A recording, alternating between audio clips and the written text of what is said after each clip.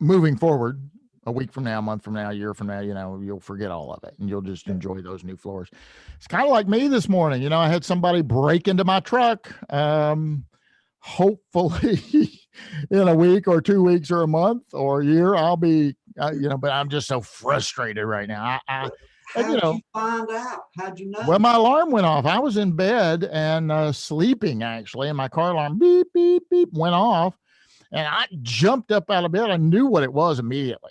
And I'm trying to find some clothes to throw on. And I actually, I had my wallet, my gun, my laptop all out in the truck. And luckily I went out and picked all that out and brought it into the condo with me. And so when that sucker went off, I'm looking for clothes and I did grab my gun, but I didn't go out. I called the police and of course they took a while to get there, but yeah, it was pouring down rain and dark. And so when I got out there, I'm on the second level. I didn't go down to the parking lot. I just kind of looked and didn't really see anything. So I was hopeful that they just tried to open the door and no, when it got daylight, then I walked around again, didn't go down to the parking lot and didn't see anything. I thought, oh, well, thank goodness that nothing happened. Yeah. Well, when the police got there and they called me and I went down, he said, yeah, they got you. I said, what? And he said, yeah. And on the side, somebody had picked up a big rock and threw through the passenger window and glasses everywhere. And just, I hate a thief, Do what? That just luck that you took your stuff? Premonition, I guess. I don't know what it was, but now there was a few little things in there, but it looks like they just did a break and grab. They tried to get in the glove box, which really nothing was in there. And so I'm very fortunate. Nothing was really taken, but I just absolutely hate a thief. And I need to practice what I preach, because I tell my daughter all the time, you don't hate anybody, honey. Just say that you strongly dislike them. So I guess I strongly dislike a thief. No, I pretty much hate a thief, but anyway, it's just one of those things. And you got to just kind of shake it off and move on and not let it consume you. It's frustrating. What my mother always taught me: if money can fix it, it ain't broke. There you. Hey, I like that. Mama Hamp. I tell you, I think I like that. I like her style. I may use that. That's a good thing. So that car got backed into, and of course nobody left a note or anything, and she's upset. Baby, it ain't nothing but a thing. Yeah, isn't that the truth? Isn't that the truth? Yeah. My daughter hit a little thing the other day and scratched her bumper or whatever, and she's such an emotional, just a great kid, but very emotional. And I'm like, baby, you weren't hurt. It's kind of like Mama Hamp said, it's just one of those things. It's life. I said, luckily you didn't hit anybody, hurt them. You didn't hurt yourself. You didn't hurt anybody, so that's what we've got to keep looking at. We've got more and more people joining on, Hamp. We're going to go live. We're live. We're going to start officially in a couple of minutes. So all of you that are joining, welcome. We're glad you're here. I can't really see a whole lot, but I don't need to see a whole lot. Ben is in control, or at least he thinks he is. Benjamin Maxwell, he really is a workhorse. I mean, isn't he a great guy? Ben can do it. Doesn't matter what it is. Ben knows the answer. And if he doesn't, he's going to have it short. Yeah, that's true. He is just a great guy. He's a tremendous asset for Appraiser eLearning. And if anybody's watching and needs support, Ben is normally right on top of it. And all the folks over at Appraiser eLearning are fantastic. Yes. But I'm being directed here by the director, Hal. So I look like a Mexican jumping bean right now. Am I good? Okay. See, this is what happens when I broadcast from the Nashville studios. I mean, they clean me up, make me look good, and have the backdrop and the lights and the really nice microphone. I'm going to get one of these microphones for my office because they're just super nice. But Hal does a great job with all that. And so anyway, what's going on in your world? You got 1 minute to talk to me other than your floor coverings you put in. What's hot and going on with you right now? Yeah, and I'm trying to finish up a class on CMAs and trying to redo a book I wrote, How to Measure a House, many years ago. I'm trying to make it a little more modern. So working on those projects right now. Very cool. Very cool. Well, you're a busy guy.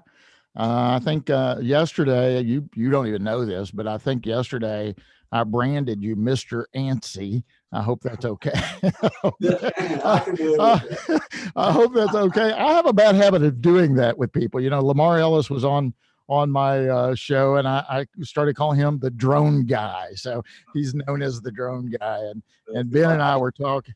Ben and I were talking yesterday, and I said, no, put down Mr. ANSI. I think that's appropriate for Hamp. I always used to call John Dingman the dot man. Yeah, John put everybody together that needed to be put together, and he always did a good job. So I domed him the there you man. go.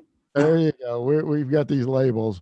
Well, it's time to start, Hamp. I don't know how many people are watching, but we have a good large audience, so we're going to go ahead and get started. Good morning, appraisers. My name is Bryan Reynolds. You're watching the Appraisal Report Webinar, brought to you by Appraiser eLearning. I'd like to remind you, this is our free webinar that we offer once a month. It's priced right for you. There's no charge. We bring informative guests, boots on the ground appraisers, AMCs, lenders, bankers, underwriters, a whole host of folks. We've got 2 attorneys coming on next month to tell you what not to do or what maybe you should do to keep you out of trouble, keep you in compliance. We have compliance managers. We've had people from the Appraisal Standards Board. We've had people from the Appraisal Foundation, from the ASC, and a whole host of folks. So it's our way to give back to the appraisal profession. And again, we do it free of charge. We hope that just when you need CE, you maybe remember Appraiser eLearning and come check us out for your CE needs. I'd like to remind you, all of these sessions are being recorded. So if you can't watch this in its entirety, you can click on and check out the recorded version a little later. In fact, you can go back and look at all of our webinars over the past couple of years. They're all available on YouTube. Just search Appraiser eLearning. And you know what you should do? You should just go ahead and hit the subscribe button right now. If you subscribe to the Appraiser eLearning YouTube channel, it will keep you in the know. And the reason why you want to do that is sometimes we have special webinars that aren't a regularly scheduled webinar. We add one in, or there's breaking news or something like that. You're going to hear some breaking news today. We don't have the answers for you, but we can tell you some changes are coming. Thank you, Hal. Let me tell you, the webinars are great. I mean, I'll go back and look at something, 3 months later or whatever, but you have a lot of really good guests. And I'm a regular appraiser. I mean, that's what I do. Right. So I love having the webinars and the guests you have. So it's a really good service for everybody. So well, thank you. Thank you very much, Hamp. I appreciate those kind words. And that's what we're trying to do. Appraiser eLearning, we are appraisers, and we love what we do. We're very passionate about what we do. We want to give you the best information that's out there. We want to provide the best courses that we can and have those available for you as well. So we appreciate those kind words, Hamp, and appreciate all you've done for us. And we're excited to have you on the program. I think this is the first time we've had you on. Yep, I'm glad to be on. And so we're tickled to death that you're here. So, ladies and gentlemen, I'd like to welcome my guest to the program this morning, Mr. Hamp Thomas. And Hamp is, as he said, he's an appraiser. He's out there doing what you folks do every day. And I do too. I still appraise houses, not as much as probably a lot of our viewers, but I still appraise. In fact, I looked at a foreclosure on Tuesday. I went and did it's a Fannie Mae foreclosure. I'm working directly for Fannie Mae, and I walked through that, measured it, photographed what was in front of it, what was behind it. I did the thing. I did what you guys do, and so I've got 2 residentials that I'm working on right now. I've got some consulting assignments. We just finished up 50 rent surveys on schools and 9 appraisals on schools. wearing a different hat. I've done some tax appeal work on a lot of apartment complexes and so multifamily and some office buildings this year in strip centers. So but you got other appraisers working with you? We do. Yeah, we do. To do this stuff. Yeah. Well, in fact, I'm looking for an appraiser or a trainee, or not even a trainee yet. A researcher is what I call them, for my Owensboro office, Kentucky office.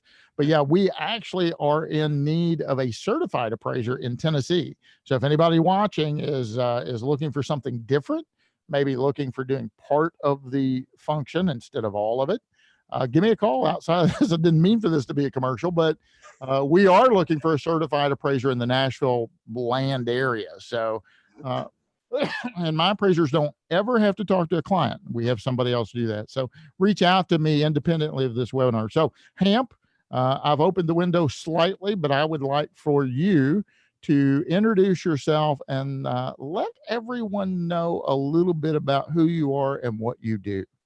Hey, good morning, everybody.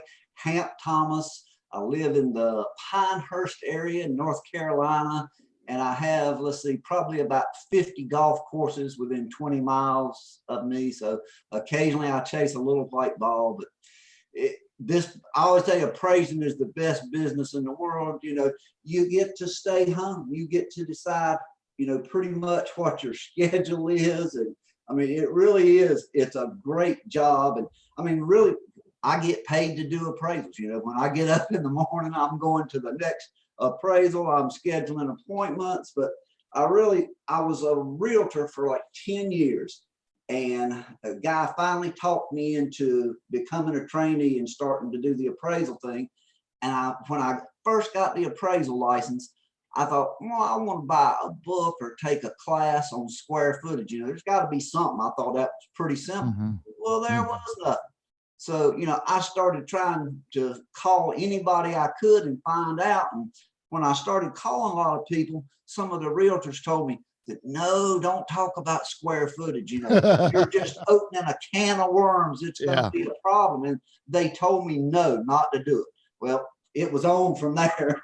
I want to know everything I could find, and it's hard to believe that was like 2003, and I've been studying square footage since then. So I guess I can be the ANSI man or whatever. Yeah, Mr. ANSI, that's you now, Mr. ANSI. So a lot of it. Yep. So we're gonna dive into this, and I may even keep you a couple of minutes after our scheduled time. So it's a little dessert for our viewers, right? One thing you said, Hamp, that I find very true. There's a lot of negativity in our profession, isn't there? I mean, the sky is falling. Property inspection waivers. The appraiser's going to go away, and no, we're not. It's going to change, but it ain't going anywhere. Right. One of the things you said is it's the best job. And boy, it is. If you could have told me when I was a kid that I could be paid for what I think, I can collect a payment for giving my opinion.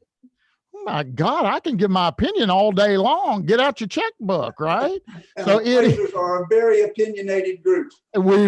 Yes, we are. Just go on some social media platforms, and boy, you'll see that light up quick, right?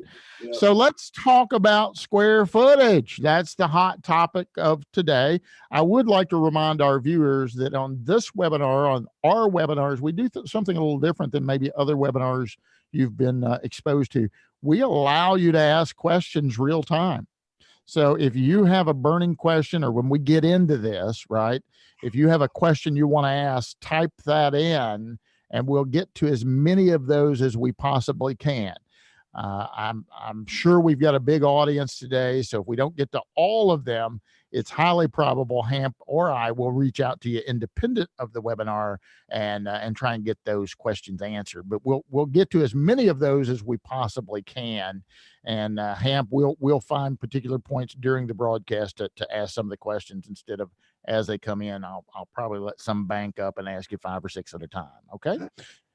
So here we go, guys. Let's talk about square footage. And Hamp, I think you nailed it. When we got into the business, when I got into the business, you know, I was handed a clipboard, a tape measure, a camera, and said, "Go be an appraiser." And it really wasn't that bad, but it was almost that bad. Yeah, but and the class, you know, there's like one paragraph, and I think everybody in our class, we went out and measured one house. You know, there's like 16 of us, and everybody got to hold the tape measure for one pull. You know, and that was the training that we had. You know, like 2 hours. And then we were square footage experts after that. That's so true. So let's talk about this a minute. All right.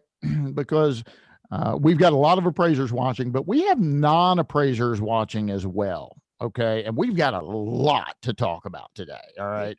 And Hamp has developed courses, and we'll try and talk about those a little bit at the end of the broadcast. And he actually has a certification program. We'll try and touch on that a little bit. The nice thing about these webinars, if you've never been an audience member in these webinars, these are not rehearsed. I've got 2 little things I'm going to throw up. Hamp and I have not met in advance and wrote a script. This is just a conversation, and you guys are watching. I mean, that's basically what we do. It's very informal. It's not rehearsed. It's a conversation, and we want to include you as the audience. Yeah, but keep in mind, we have some folks that are not appraisers watching, okay? Yeah, but for square footage, I think that's what we need to do. We all need to talk about it more. And a lot of people, you know, or say, do we really need a measurement standard? You know, and that's the big question. Do we need a standard? We've got one state out of 50 that mandates ANSI. You know, it's been out for 23 years, and we've got one state that mandates. Yeah. A lot of people tell me that, Hamp, you know, why are you so adamant wanting appraisers to follow ANSI? You know, why is it fair? Why should they do it? But I want to make it clear that my thought is that it's not. I think appraisers, we're supposed to be the experts, that we need to lead the way, but that everybody, I mean, agents need to use it, assessors, architects. I mean, the industry needs one measurement standard. And my thought is that appraisers are the leaders. We need to start it, you know, get it in more than one state and lead the way, and then try to get the National Association of Realtors. That's who we need to talk to about. You know, when I give lectures on this topic, Hamp, it's interesting because I'll say, you know, if I go to buy a car, and I say, I'm talking to the salesperson, right? And I say, I'm very interested in this car. What size motor does it have? I mean, that's a salesperson representing that car, trying to sell me that car. I want to know what size motor that is. I don't want him to say, well, I'm not sure. Let me pop the hood and you can take a look and figure it out yourself. But a lot of folks that are in this industry, in particular real estate agents, and I'm not picking on real estate agents or anybody in particular, we have some of them watching too. You know, if you're selling a house or representing the property owner selling that house, and a consumer comes up to you and says, what's the square footage of this house? You know, they expect an answer. And quite frankly, they expect that answer to be correct. And they know there's a billboard I think I've got in the class, and it, you know, the advertiser says price per square foot. Everybody that rides by that sign, they know exactly what that means. And a lot of times, you know, buyers and sellers, they know what price per square foot is. They know how to use it. And a lot of agents, you know, that use tax records, and, you know, I really don't like tax records, but, you know, sometimes we have to use it. It's the best we've got. But the agents that tell me that square footage is not that important, well, if you go in there and pull up their last 3 CMAs, guess what they got? Price per square foot. You know, it can't be both ways. It needs to be one or the other. It's important or it's not. Right. Absolutely. So let's talk about some specifics here. All right. You said one state, and I think I know which state you're talking about. Kentucky, you know well, yeah. So the reason I know it, viewers, is because it's the state I live in, right? The Commonwealth of Kentucky has a requirement that says all appraisers within the Commonwealth shall adhere to the ANSI guide for your square square footage calculations. So I don't have a choice. Okay. I have a mandate that says I have to measure in accordance to that. And that's probably a pretty good thing. I mean, it gives us something to hang our hat on. And so before we get into the real specifics, let me just give everyone something to think about. Let's say that you've appraised a property and someone else has appraised it as well, and you have different square footage calculations. And we're looking at this difference, and we find that the only difference, Hamp, is on the second level. And it's the technique one appraiser utilized versus a technique that the other appraiser utilized. And you ask the first appraiser in the hot seat, well, where did you start your tape measure? And they say, well, I measured paint to paint, or drywall to drywall, or where my shoulder hits. We hear that a lot. Where do you start your tape measure on a sloped ceiling? Well, I walk up to where my head hits that ceiling, and that's where. Well, how tall are you, for crying out loud? Really? I'm the shortest appraiser to come appraise my house. It'll be bigger, right? So if you were to say, I start where my head hits or my shoulder hits, the follow-up question a good attorney would ask, and especially if I'm feeding him questions, would be, what recognized technique or what appraisal literature on the planet says that you're supposed to start at your shoulder or your head? And then the other appraiser picks up the ANSI guide and says, well, I started at the 5-foot mark because this nationally recognized standard told me to. It's something tangible, something you can sink your teeth into. Now, Hamp, before we go any further, of some real cases where folks have been sued. Is that right? Yeah. Talk to our audience about that. There's a few cases where they've been sued, but what's frightening is most of the time people don't get held liable. There's like 2 or 3 cases where it's gone the way I think it should go, but most of the time, to me, it really should be part of due diligence. If you're assigned, a price per square foot, then you need to know how many square feet's in there. But the cases that have gone, I think there was one in Texas not too long ago where they actually sided with the realtor, that they did not have to do it. And I can't believe that more lawyers have not got involved in it. Yeah. That, if you're off, like in North Carolina, the Real Estate Commission actually has a standard for real estate agents, not for appraisers, but real estate agents have to follow this little yellow guideline, and it mirrors ANSI. So, but that's the only one state has that. But there's not in North Carolina. You can get in front of a judge and you got something. Okay, you're supposed to follow this, but it's so. There's just not any rules. It's so evasive, and it's almost like realtors like it that way because they can't get sued because there's no rules, and that's they think it's a safety net, and it's not. There are cases out there where consumers have been awarded damages for misrepresentation of size. There are most certainly cases out there where appraisers have gotten in trouble, as well as real estate agents have gotten in trouble and have had to pay out damages to injured parties. At least the court calls them injured parties. And the thing too is, like in North Carolina, I think it says 5%. But if you got a 600 or 700 square foot difference in there, that's a problem. And a lot of people actually have to take our square footage class because the appraisal board, it's a disciplinary thing. I got you. Yeah. So let's talk about this for a minute. And we've got some viewers out there that don't even know what we're talking about when we say ANSI. So let's start at the beginning, and then we'll actually get into pulling a tape, or maybe we don't pull tapes anymore. We use electronic or laser devices, right? So ANSI is the American National Standard Institute, right? And so they put out a standard. And what is, in a nutshell, Hamp, tell our viewers, what is that standard? What's it say?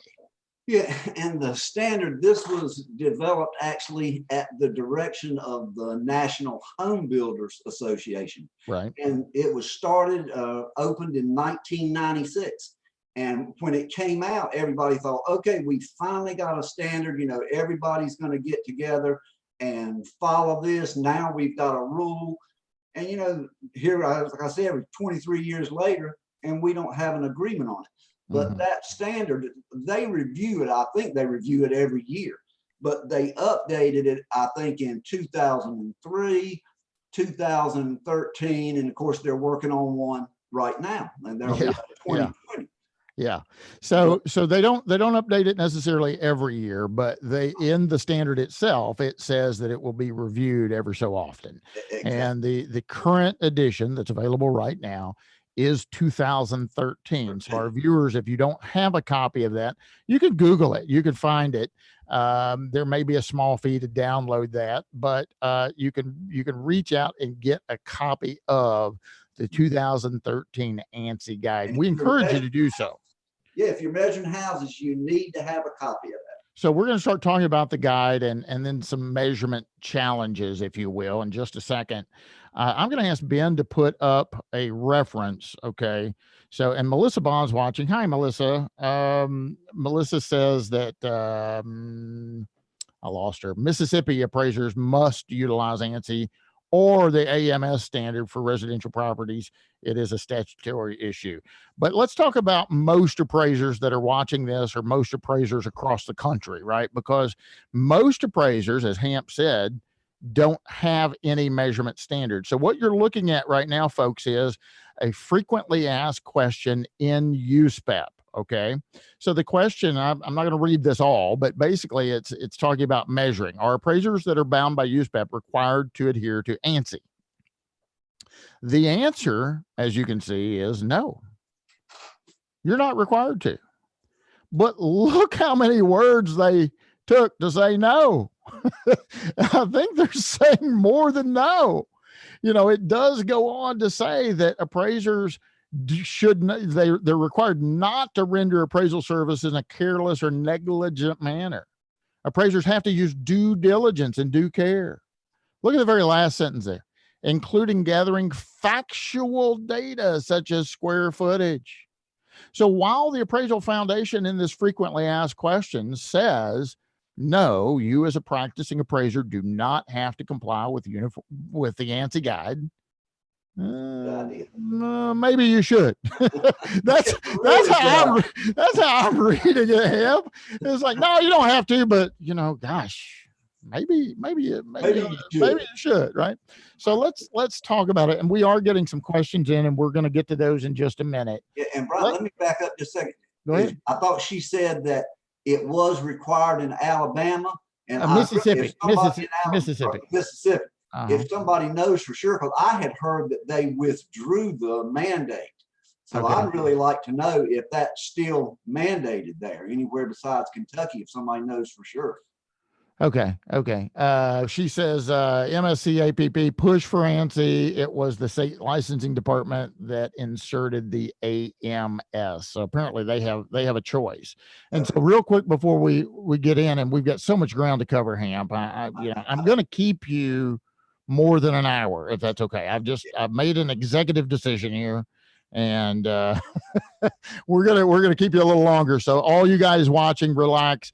We're giving you some bonus time. Gosh, I'm working for free today, but we're going to give you some bonus time, and then we're going to make an announcement about something you're probably all going to be really interested in a little later in this broadcast. So that's a little teaser. So what is that other standard she's talking about, Hamp? The AMS standard. Tell us about that. And the American Measurement Standard. Actually, I'll say I wrote the American Measurement Standard. But actually, I only wrote it down. When I started measuring, there was 2 schools on measuring stairs, and that's what a lot of the debate was. You know, people, like everybody knows who Donald Gardner architects are. When they figure out square footage on their houses, they use the American Measurement Standard. And you know, a lot of big architects, they count stairs one way or the other, but they all do not do it the same. Right. And so when ANSI's very clear, you know, you count stairs on both levels. And there was like half of the people across the country I talked to measured stairs only on, one floor. So I really just took and wrote down the American measurement standard just because it was something that had been around for 100 years, but it wasn't written in a formal standard. So I just kind of put it to paper. Gotcha. And there's still a lot of people across the country that measure stairs by the AMS, and at least the AMS gives them something that they can hold. And, if you have to go in front of a judge or an appraisal board, right. This is how I measured it. And again, it's something that you can hang your hat on to. Exactly. As to how you're behaving, right? Or what you're basing that on. Now, we're getting a lot of comments, and they're not necessarily questions, so I'm going to knock those out real quick. All right. We're getting some other folks chiming in saying, hey, I think there's another state. Somebody mentioned Arkansas. Again, everyone watching, we try to give you the best data that we possibly can, but we always recommend that you go to the authoritative source. So if there's a question about a USPAP issue, go to USPAP. If there's an FHA question, go to FHA. If there's a Fannie Mae issue, go to Fannie Mae. If you think Arkansas requires that, go to Arkansas and see. All right. There may have been additional states that have implemented this. Okay. And if they haven't, there probably should be.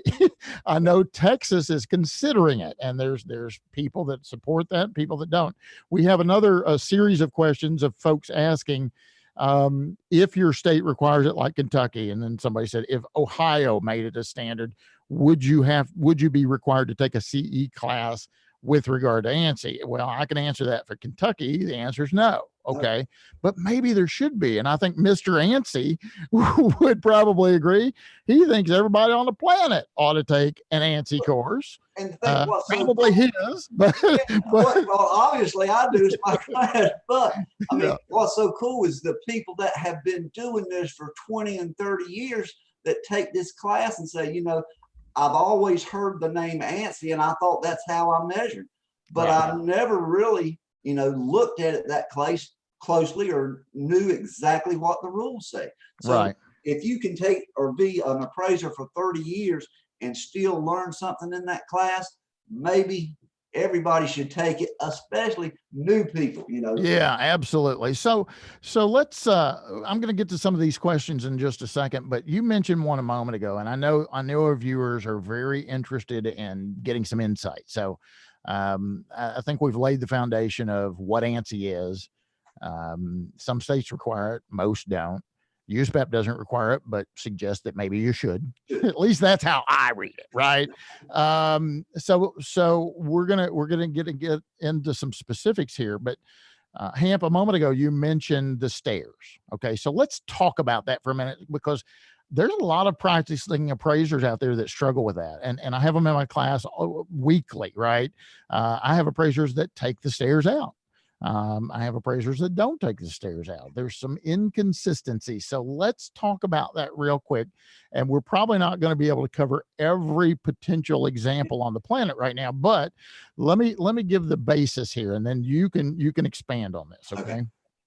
If you have a 2-story house and I measure that ground level, I mean, it's a straight up 2-story, right? A single flight of steps going up. I measure that, and it's 1,000 square feet on the first level. Well, guess what?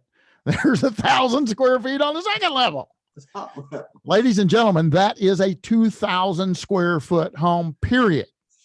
You don't say, well, you don't count that area under the stairs. I'm going to take it in accordance to ANSI. It's 1,000 square feet on the primary level and 1,000 square feet on the secondary level. It is a 2,000 square foot home, period. Yeah. So quit struggling with that. Now, there's exceptions. That's not the way that I was taught. That was a 1,970 square foot house. The guy that taught me said, you always take it out. Right. But if you're going to adhere to the standard, and we're going to focus now the rest of this broadcast, ladies and gentlemen, on ANSI. All right. We're going to put AMS aside, or unrecognized methods aside. We're going to focus the rest of this broadcast on ANSI. Okay. ANSI says you don't take that area out. Now, Hamp, I want you to give some examples where maybe there's areas, that same example, 1,000 square feet with 1,000 square feet, but maybe the staircase is different. Maybe there's an open foyer, or maybe it's a zigzag staircase or something like that. If you would please provide some insight to our viewers about examples where you would take that area out, and how do you measure it? Yeah, and it's just like, of course, if you've got an open foyer, you know, that's the problem with the tax department. When they're looking inside, they don't know if there's an open foyer or not, and they're just kind of guesstimating what's in there. But if you're measuring, if there's open space from the floor to the ceiling, that's not finished square footage. You are basically taking a staircase, lift it up, and count it on the top floor just like you count it on the bottom floor. You know, if it's a different shape, you know, let's say it goes down and curves over, you're just going to measure that staircase, raise it up, and count it in that top floor, whatever that shape is. You know, if it's got tread, you know, that staircase, the easiest way I know to say it anyway is just raise that staircase and count it on the second level. Anything else you leave out. So I walk in this 1,000 square foot house with 1,000 square foot second level, right? It's 2,000 square feet, but there's an open foyer. Okay. Now it's not 2,000 feet, right? It's something different. Exactly. So how do I measure to get that foyer or that open space out? What would be the technique to do? Yeah, I mean, and basically it's just like the stairs. You're just measuring, you know, whether you're doing it with a tape measure or hopefully with a disto, you're measuring that open space and just deducting that from the living area. Right. Whatever's open, just measure the exact dimensions of the open space. I'm going to measure this way, and I'm going to measure that way where there's no floor up there. Exactly. And I'm going to subtract that from my 2,000 square feet. Exactly. Perfect. Okay, so we're getting a ton of questions, and I said we're going to keep you a little later, Hamp. I hope tell your wife to cancel your next appointment because I'm going to keep you hostage for a little bit longer today because we're actually even at the halfway mark. So I'm not going to say we're at the halfway mark because I'm going to keep you longer. So let's start asking some questions, okay? John says, do you have visual aids? Well, John, we'll answer that question a little bit later because we're going to be offering another webinar that's going to have all kinds of visual aids. But right now you can take Hamp's courses, and we'll talk about that in a moment too. Nagel says big issues here are open foyers, especially for relocation assignments where there will be two different appraisers coming out on the same house, and they can be sometimes more than 100 square feet difference very easily. And that's kind of what we were talking about, right, Hamp? Yeah, that's why we need a standard. Yeah. Right. All right. Robert asked a question. If a house has three sides of stucco, all right, let's get through this one.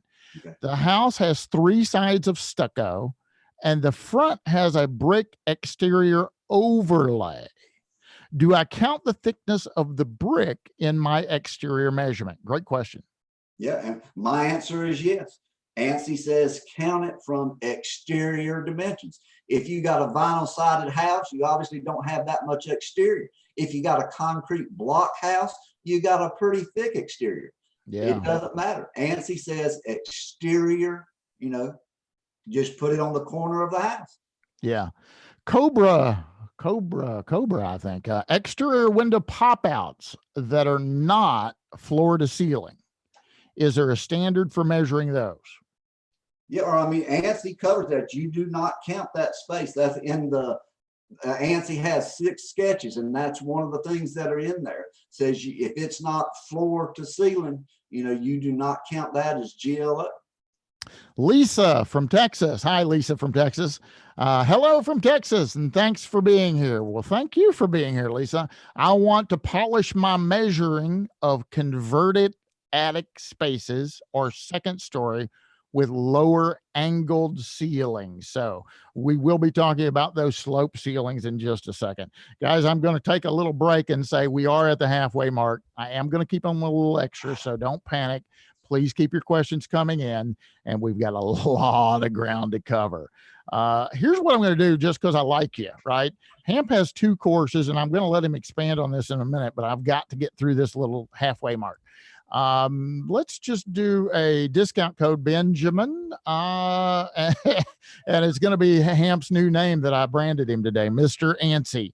So if anybody watching wants to take a course from Hamp, we have an ANSI course at Appraiser eLearning. So it's appraiserelearning.com. If you go in there and you use a discount code Mr. ANSI, we're going to give you a 15% discount. And that's because you're watching the program right now. So that doesn't last forever, but it will last for a little while. So actually that'll work on any of our courses, but you can take Hamp's ANSI course. And then he's got a public record course, and we'll talk about what you can do with that. But let me finish this out. You're watching the Appraisal Report webinar brought to you by Appraiser eLearning. It is a monthly free webinar. We're glad you're here. We try and provide you information and have interesting guest on. We have 2 attorneys coming on next month to help keep you out of trouble. So we're excited to have the attorneys on next month. If you would like to be in the hot seat, it's not really a hot seat, but if you'd like to be on the program, or you know of someone that you would like to see on the program, reach out to Ben or Hal or Jim or me or Doug or anybody on the Appraiser eLearning team, and we'll try to get them on the program. Again, these sessions are being recorded, and the recordings are available pretty much after the broadcast. So you can kind of click on those. You can go back over the last couple of years and pick and choose which ones you want to watch.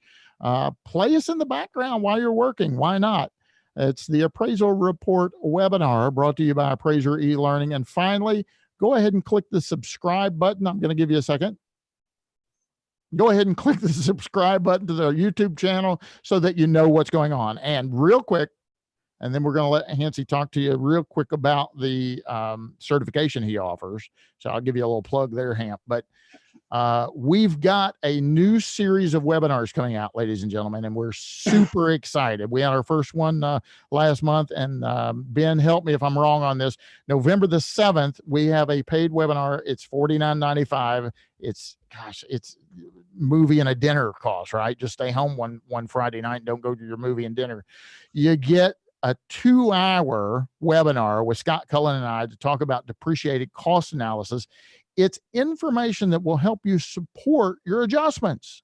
He's got some pretty incredible software, and what we've agreed to do with that, or what he agreed, is to give you a 3-month subscription. So not only do you get 2 hours of packed information on a recognized technique in appraisal literature of how you can support your adjustments, you also get a 3-month subscription to his software included, all for $49.95. It's Scott and I, November the 7th from 10 to 12. Ben, put it up if I'm wrong. And then I also want to make another announcement, which Hamp has been gracious enough to come back on November 26th. Hamp Thomas, the guy you're looking at right now, is going to be back. It is a paid webinar, but it's going to last 2 hours. And John, we're going to have all kinds of visual aids. In fact, we may have our viewers measure a house with us, right? It's from 10 to 12 on November the 26th. And we'll be sending out some information. If you go to appraiserelearning.com, you can go to webinars. Ben, help me if I'm wrong on that. And those should be showing up now, those links. And now, guys, there is a limited audience. So it's the first 100 people that sign up. If we get a lot of people begging us, maybe we'll expand that. But we like to have those intimate sessions that we can spend a lot of one-on-one time with you guys, okay? They're 2 hours long. And guess what? We may have a few of these, so it may not just be the first, but we're going to put your name in for a drawing for a free disto. So unbelievable. You get a lot of good information. You get to know about the standard, and you get a chance to win a free disto, compliments of Appraiser eLearning. So you're going to want to check all of that good stuff out. Now, Hamp, awesome. Mr. ANSI. If you type in Mr. ANSI, you get a 15% discount. So let's talk about the certification that you offer. This is Hamp's offering this. If someone wants to become a home measurement specialist, tell the audience what they have to do and what is a home measurement specialist. And the home measurement specialist, it's still, I guess we've had it out for 2 years now, but it's kind of a work in progress. And for right now, appraisers have to take the ANSI home measurement and the power of price per square foot class, and then the public records class. And then you have to take a final exam. You have to take the 2 classes and then a final exam. And there's a $149 one-time fee to take the final exam. And then you're a home measurement specialist, and you get a nice fancy plaque, excuse me, and a nice little welcome package, stuff to use for advertising. And really, it's just trying to make sure that, you know, buyers, sellers, everybody understands square footage and price per square foot.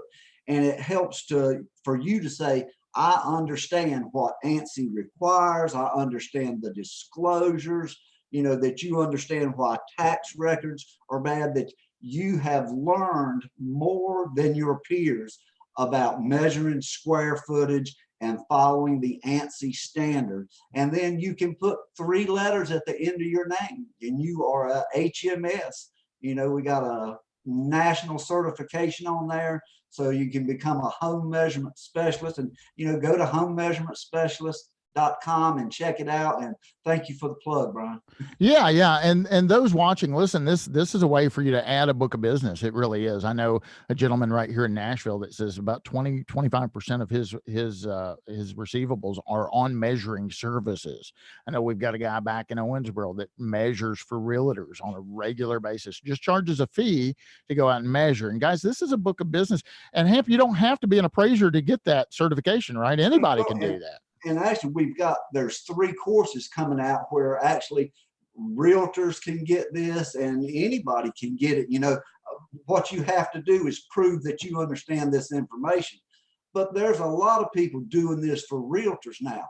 And just to show how much difference it can make, in my local market now, we've probably got 75% of realtors that put in a floor plan and, you know, the square footage information in every listing. The quality of MLS is dramatically changed, but it's because we taught the local agents how much difference it makes on there. And once they understand that, and then, you know, like the leaders of the agents, the best agents picked up on that, they started getting sketches. And, you know, there's appraisers that do this half time, you know. So just, and I give away my business ideas all the time. I need to just stop this. But if somebody's out there watching and they want to add a product or add some business on, there's something you ought to think about, you know. So I can take these 2 courses. I have to take a test, which right now is just administered online, right, Hamp? If I understand that right. Okay. Yeah. So you take it online, but if you get your HMS, it's an opportunity for you to go out and solicit work in your community, either from brokers or realtors or the community at large, and say, look, I am the only HMS in the county, or I'm one of 5, or whatever it is, which means I'm going to measure your house in accordance to ANSI. If you're the seller, you don't want to leave money on the table by selling your home and misrepresenting it smaller than what it is, because you could have sold it for more probably. In the same token, if you're a seller, you don't want to misrepresent that it's bigger than what it is, because then the buyer could come back after you. So hire me to measure it for you. Guys, it's a book of business, and appraisers are taking advantage of it, and they're making money in selling this service. So it's something to think about. We're getting tons of questions in, and so let's jump on some of those. All right, Hamp. So Spellman says, I tell my appraisers, if you drop your tape measure from the 2nd floor and it hits bottom floor, take that space out, open to below. If it hits steps, include it. Same thing you said. Thank you. All right. So that was just a nice comment. Florida rooms, which are finished and heated and cooled, the same as the rest of the home, but still have a brick wall from the rear of the original home structure. He said, you asked for it. So Nagel, thanks for the question. So I guess it's kind of like an enclosed add-on, an enclosed porch, something like that. How do you handle that? If it's heated and cooled, do you count that in GLA? For year-round use, it's GLA. Okay. Just joined. Have you discussed how to measure split foyers? Great question, John. Can you touch on realtors adding basements on the 2nd floor on MLS? A lot of them do it in my area. So that's 2 different questions. Let's do the first one. Split foyers, Hamp. How do you measure a split foyer? And just so everybody's on the same page, I'm interpreting this because people call around the country, people call things different things, right? So a split foyer, sometimes it's called a bi-level or a raised ranch, but I'm interpreting it as this. Guys, you walk up to the front door, you open the door, you're on a little landing. You got steps going up and you got steps going down. All right, Hamp, how do I count that in accordance to ANSI? What would be the square footage? And that's the hard part. And like in most of this business, it depends. Yeah.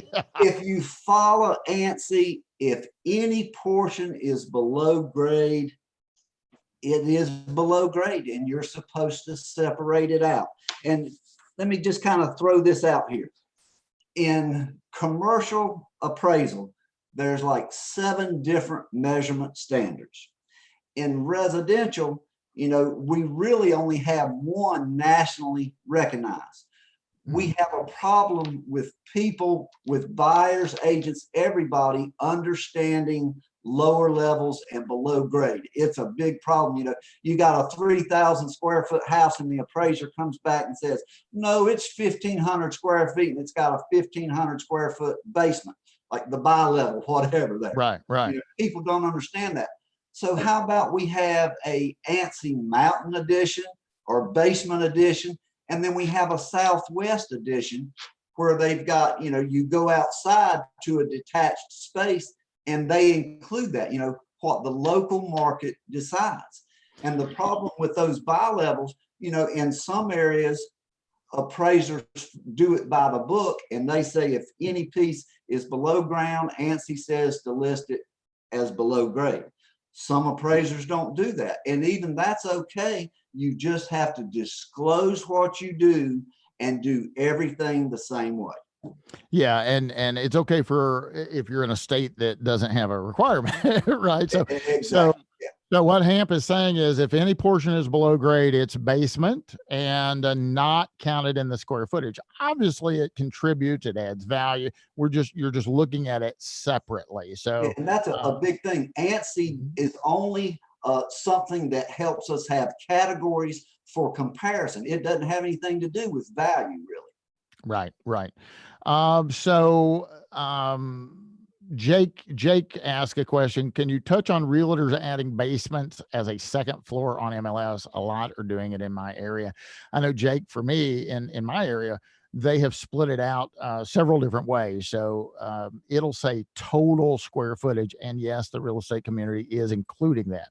But on our MLS, there's another section that says above grade square footage. And that's where, at least appraisers would have some help there. Hamp, it's all about education, right, Hamp? Yeah, and my whole thing is that realtors, like realtor.com, I think they ought to have one way to report it.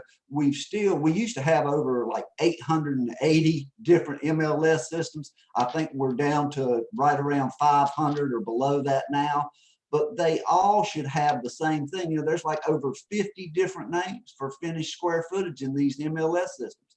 That's crazy. We need to have the same thing, but every MLS should have a space. Even if they list one total, there should be a basement area. It should be broken down by level.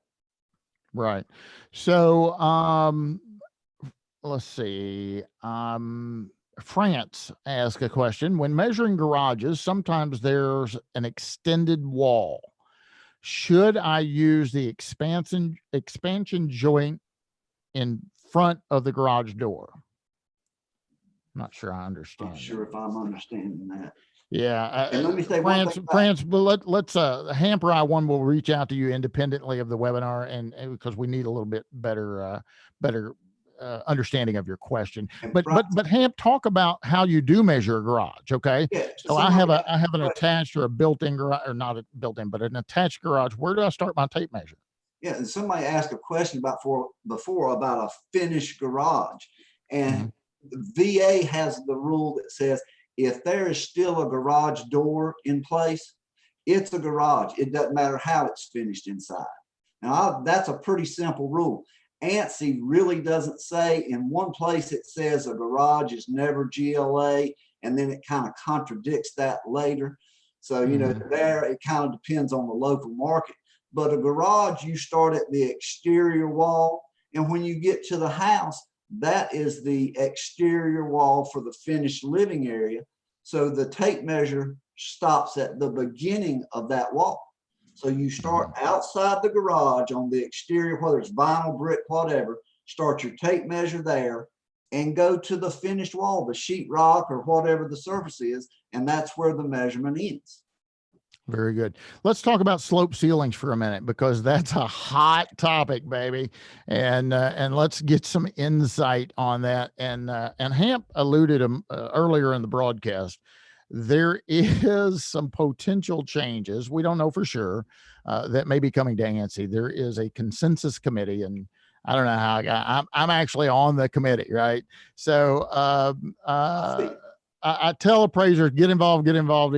So when I'm called upon, how can I not get involved myself, right? But I am on the consensus committee for ANSI right now, and they're tossing around some potential changes. We'll talk about some of that and some protocol and how you can get into that on our webinar November 26th. So if you're interested in knowing more, guys, I encourage you to jump over to Appraiser eLearning right now, click on the webinar tab, look for the paid webinars, and click that November 26th tab immediately, because there is limited seating on that. So you want to secure your seat. We're going to have examples. We'll talk about Hamp's favorite measuring device. There's several options out there for appraisers now. We'll give some examples of how to measure bay windows, how to measure dormers. I would venture to say, Ham, I may be wrong, but I would venture to say there are a ton of appraisers out there that are measuring dormers incorrectly. Is that a fair statement? Dormers, and the thing about slope ceilings, about doing it different ways. Yeah, you know, there's a lot of debate on how to do that, but you know, even chimneys, there's a lot of people that are still including the exterior chimney in the GLA, and ANSI says you don't. Yeah, you don't do that. And I'm still going to try to get to as many of these questions as we can, guys. And we've only got 9 minutes left, but we got more because I'm keeping Hamp longer. Right. Hot topic, got a lot of people of interest. And I know Hamp, this is his passion. He loves this topic, and he really is trying to make a difference. Did you hear him at the beginning? It'd be great if the real estate community would do it. The assessors do it. The appraisers do it. Architects do it. Builders do it. You know, if we were all on the same page, and it absolutely, he's on a mission. It's a big hill to climb there, Hamp, but I wish you the best. If I can help, I will. But guys, if you're interested in seeing the visual aids that someone mentioned earlier, if you're interested in more insight on this, go over to Appraiser eLearning real quick and go ahead and secure your seat for that November 26th paid webinar from 10 to 12. It's only $49.95. It's kind of cheap. We need to really raise those prices, but go ahead and secure your seat while you can. So let's get to as many more questions. But before we do that, we were talking about slope ceilings. And that's an area kind of like stairs, Hamp, that people have some confusion on. So let's talk about the slope ceiling. The slope ceiling, and everybody knows what I'm talking about. It's a story and a half. Imagine you're inside the house and you're walking to the outside wall. And if you keep walking, your head would hit, right? It's a slope ceiling. It comes down to a knee wall and extends down. Where do you start that tape measure? And we've heard, and in our paid webinar, we'll have more time to spend on this, but we've heard 3 foot, 4 foot, 5 feet, 6 feet. We've heard outside divided by 2. We hear all kinds of stuff. What is the rule, Mr. ANSI? 5 feet is where the measurement stops. You know, and I don't know if that's at my shoulder or not, or where it is, but you know, I take the disto, or you can take the tape measure, you know, just drop it to the floor at the 5 foot point. That's where the measurement stops. You go to the opposite wall to the 5 foot point on there, and the measurement stops. The debate is whether or not you add for the exterior wall at that 5 foot point. And it doesn't say to do that. So, you know, we're taking it literally. Go 5 on this side to 5 on that side. And then there's this much more of that, though. After you get that dimension, at least half that dimension, and I think appraisers forget this part. The appraisers that are trying to adhere to ANSI, first of all, how many of you have read ANSI? So don't say, I adhere to ANSI if you have no idea what's in it. All right, come on, guys. If you're going to adhere to ANSI, you need to have a copy of it. You need to read it. You need to be familiar with it. So you start at the 5 foot mark, as Hamp suggested. right? Go to the 5-foot mark on the other side. And then at least half of that dimension has to have a ceiling height of 7 feet. 7 feet or higher. So guys, if you're in a house that has a 6'4" ceiling height on that second level, that doesn't qualify, if I understand it right. That's exactly right. And there's a lot of attics, that are really close on that. Yeah, a lot of houses like that. Hey, Robert asked a question. If a fireplace front is flush with the interior wall, has a 2x6 exterior jut out for the fireplace and flue, do I count this 12 feet as GLA? No, sir. Yeah, Robert, that's just like a chimney coming out on the outside. You can't walk in the fireplace, and even if you could walk in the fireplace, you would not count that. Sometimes Francie, hi Francie, is asking this. She clarified her question. Francie says, sometimes the walls on each side of a garage come out and stick out in the front of the garage by a few feet, and there's a few feet between the expansion joint and the exterior. I think I know what she's talking about. Just I'm assuming it's where the garage or the wall comes past the actual garage and the garage starts back. You just don't count. If it's just a wall, then you have to start at the actual garage, and that wall has no bearing on the measurement.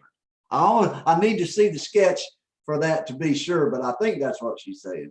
And everybody watching Hamp is, if you can't tell by watching him right now, he's just a super good guy, and he's passionate about ANSI. That's why I called him Mr. ANSI. So if you reach out to him independent of this, he's going to get back in touch with you. And don't take advantage of that. But if you have a question, reach out to him. He's going to help you on this. So someone Spellman asked the following question, Hamp. May want to define below grade. Is that below ground or below the driveway? So define below grade. What does below grade mean? If any part of any wall is below ground, and even if it's 2 feet, if it's beyond 2 feet below ground, any wall of, you got 4 walls, if even one of them is below that ground, then that whole area is supposed to be below grade. I'm not sure how the driveway plays into that, almost to do a individual case, but ANSI says clearly, if any wall is below, any part of any wall is below grade, the whole area is below grade. Yeah, and if you guys get your ANSI guide, and those sketches show that pretty clear. There is a very clear illustration in the very back, and in that illustration shows a house with just, Hamp, that's just a little bitty corner of the back of the house, isn't it? And it's showing that that's below grade, and it's considered basement. It's unbelievable. I'm not saying I agree with that, but that's what the rule says. And ANSI is really clear, even though it's a voluntary standard. If you're going to claim you follow it, you got to follow it 100%. Mm-hmm. Boy, Michael asked a great question, and I'm going to let Hamp answer it, and then I can't contain myself. I'm probably going to chime in too, right? But let's shoot this over to Hamp first of all. So Michael asked good job, Michael.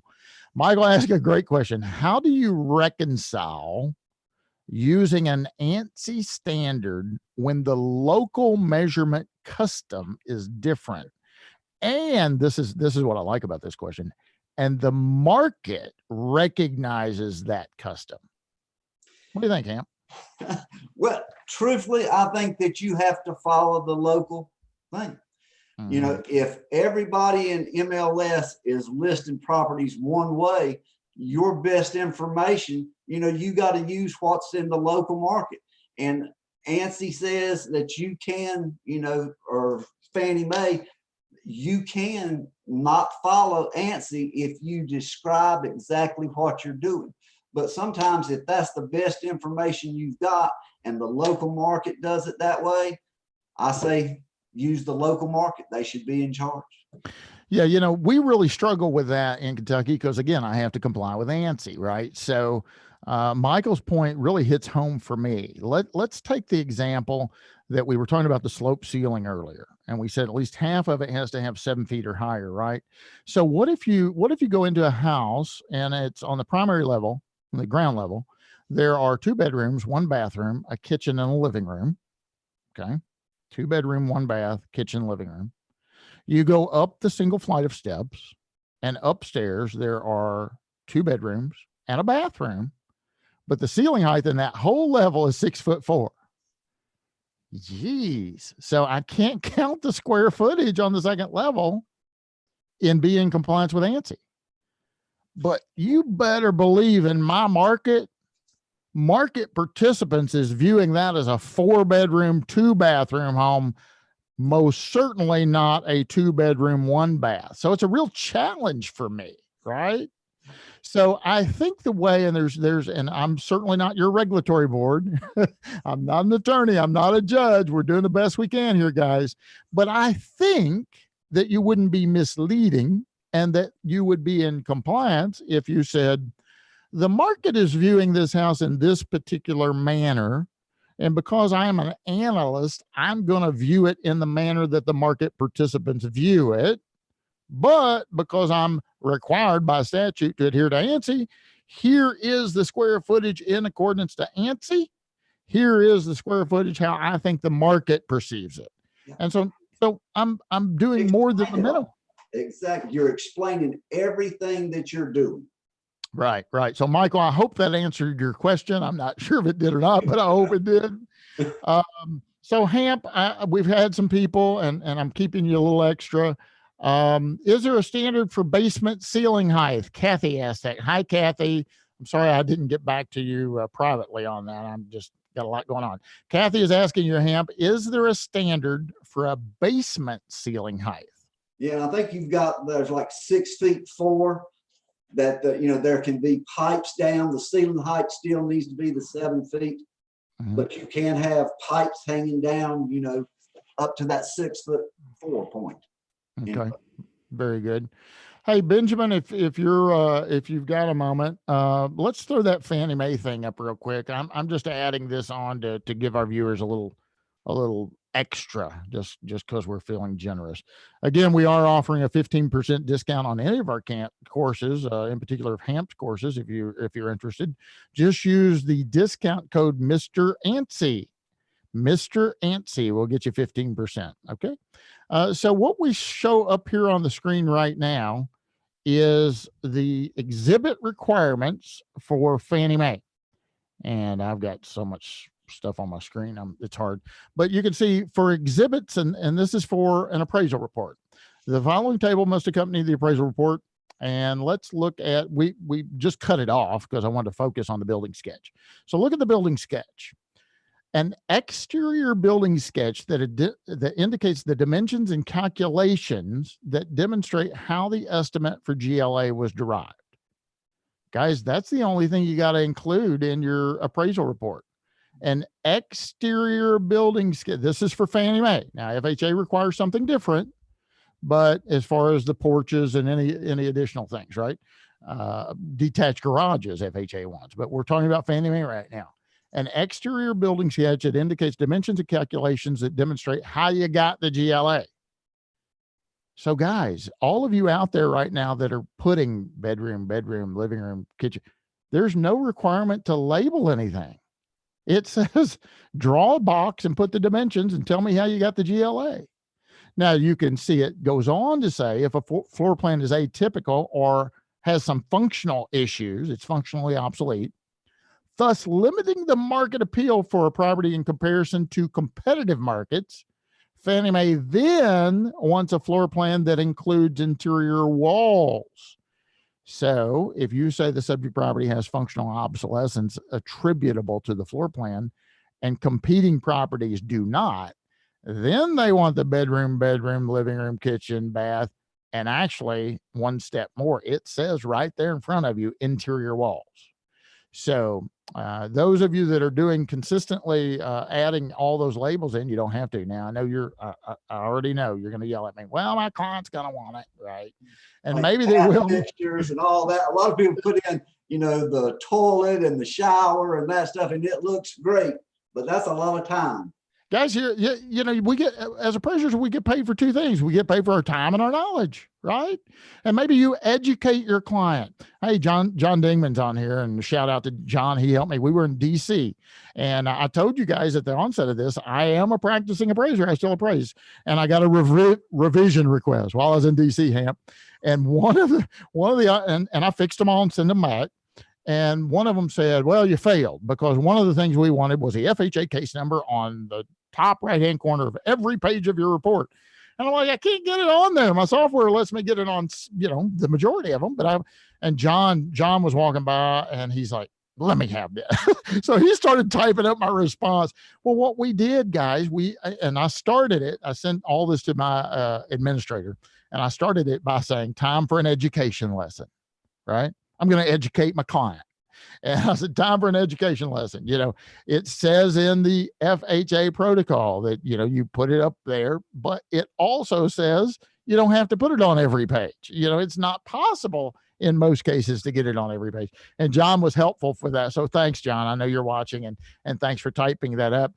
Guess what? Once we sent that, and when I got back to Kentucky, I asked my admin, I said, did you send that in? She said, yep. I said, did they take it, or are they still yet? No, crickets, the crickets. They did.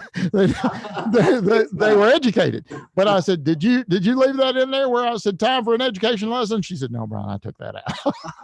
But she's a little bit more polite than I am to my clients and ANSI. That's probably why I still have at least a few clients, because I got somebody else dealing with them, and they don't have to deal with me anymore. Hey, Hamp, a couple of viewers have asked a question. How can they reach out to you? So if anybody watching the broadcast has some more questions, or questions that we didn't get to, and I want to apologize for that if that's the case, if they want to reach out to you directly, what's the best way for them to contact you? It's pinehurstappraiser@gmail.com.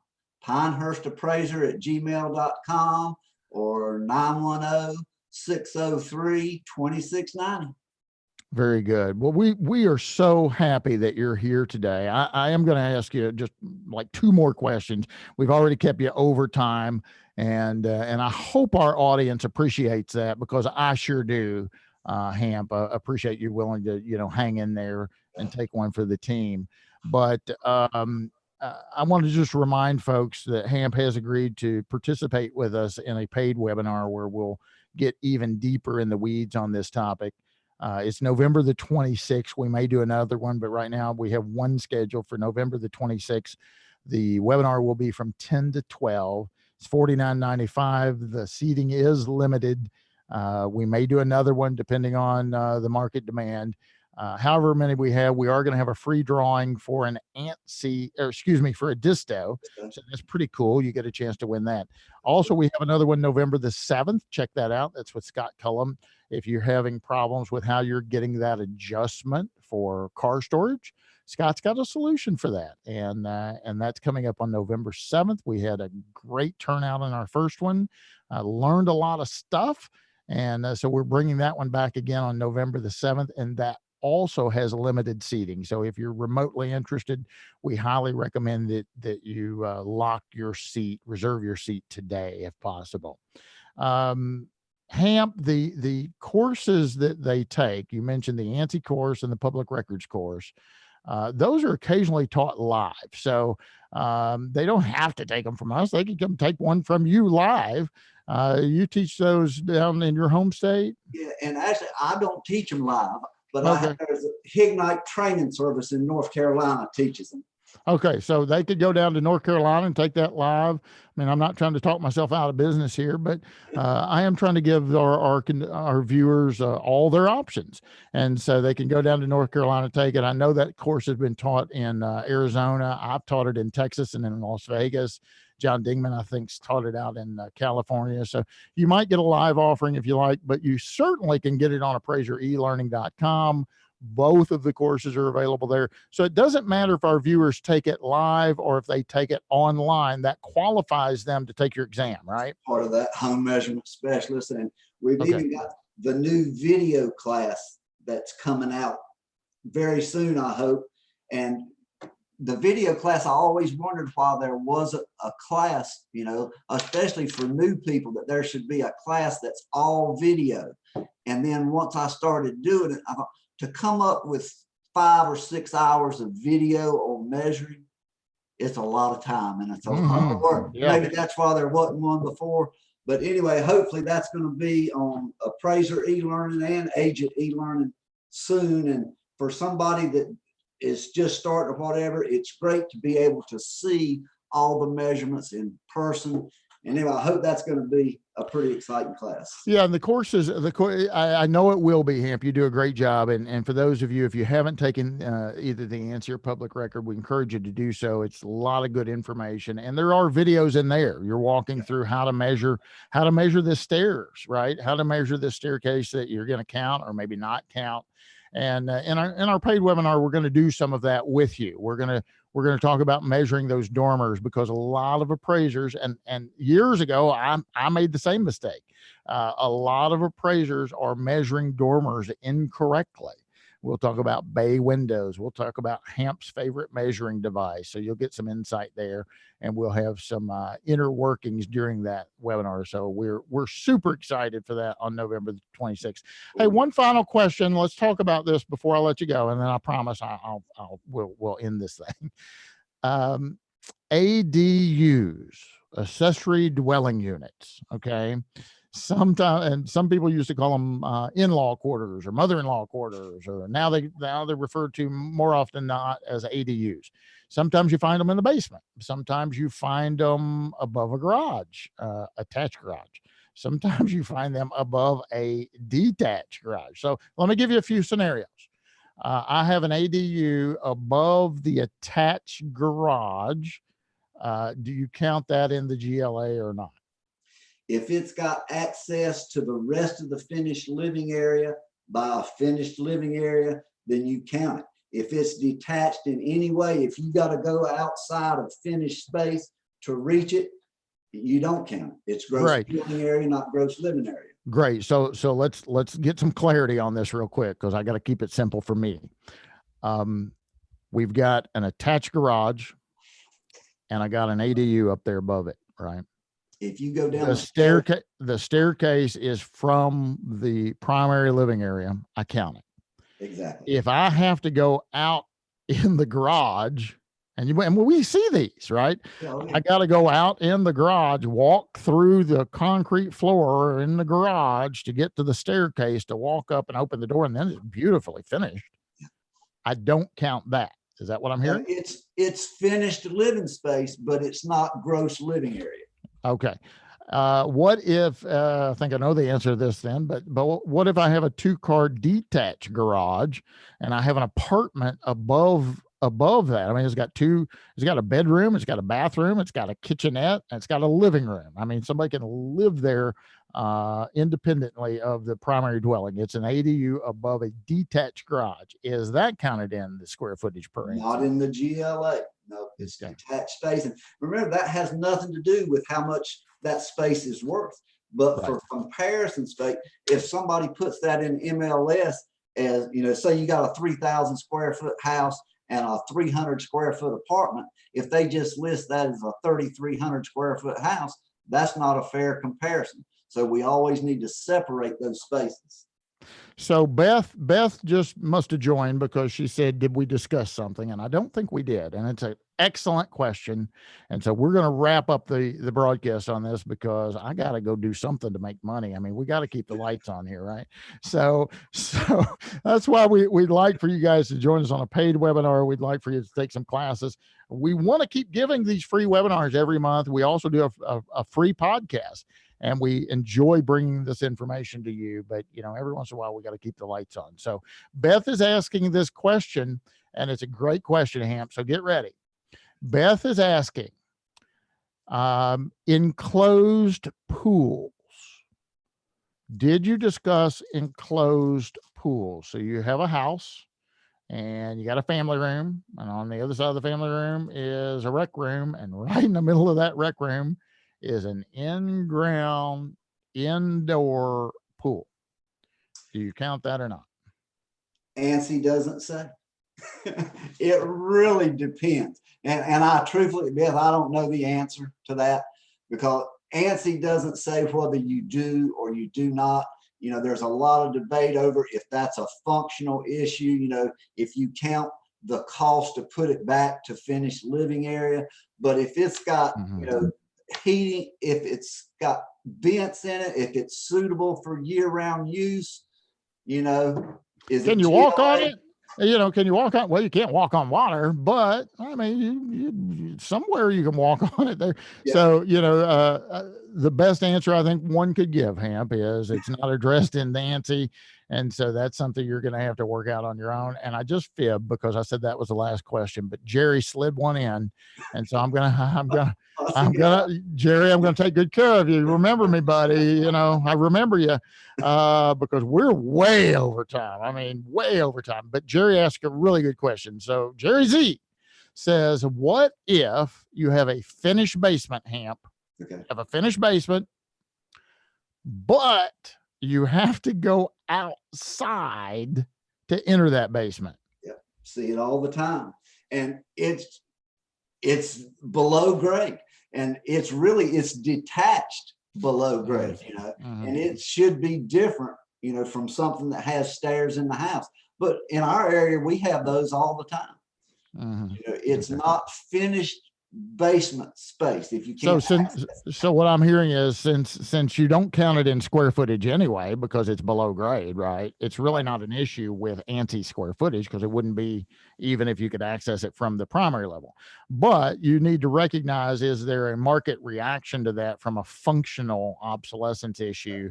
Because it is unique to other houses that have the traditional basement that you can just walk right down the steps. What if you had a circular staircase from the inside, and you got? We're gonna answer that question on the paid webinar. So they got to come back and join us on that. Circular staircases, spiral staircase. You get all that on the paid webinar on November the 26th. So reserve your seat today. Mr. Hamp Thomas, Mr. ANSI is now I refer to him. Thank you so very much for being here. It's been a great time. I hope our audience has had a good time. I know you're always up to talk about ANSI, yes? Yeah, absolutely. Square footage is my favorite subject. All right. Thank you so very much for being here today, Hamp. We really, truly appreciate it. One last time, if somebody wants to reach out to you and pick your brain or ask you a question, how can they reach you outside of this webinar? Easiest thing is pinehurstappraiser@gmail.com. Very good. Very good. Well, again, my thanks to you for being here today and all you do for us. You're a busy guy and you help us out a lot. Ladies and gentlemen, you've been watching the Appraisal Report webinar brought to you by the fine folks of Appraiser eLearning. I'm Bryan Reynolds. I hope you've enjoyed the show. Thank you very much. And join us again next month or check out one of our upcoming paid webinars. Until then, we'll see you next time.